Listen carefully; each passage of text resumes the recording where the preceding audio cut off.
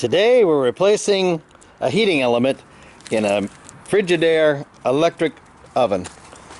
But Lisa has confessed that she's really just trying to get me over to see her. So did it stop heating or just start sparking? Start sparking. And what were you cooking?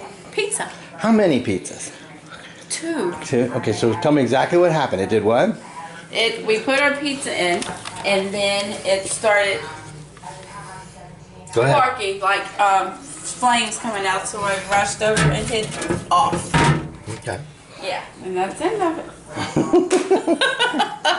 And you knew your super landlord would be here right away to fix it. Oh yes, I called him as soon as I knew something was wrong. Is there any pizza left over? Yeah, actually it's in the refrigerator. Pepperoni, cheese? Supreme. Supreme! Yeah. First, remove these two little screws that hold the element in place. Gently pull the element forward, exposing the connection.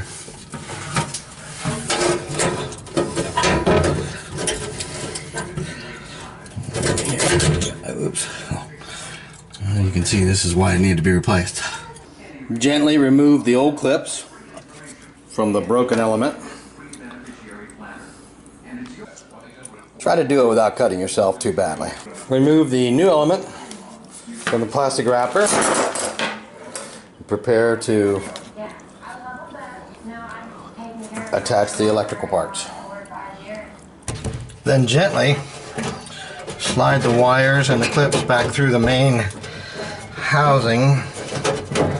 There you go. Reinstall the two screws.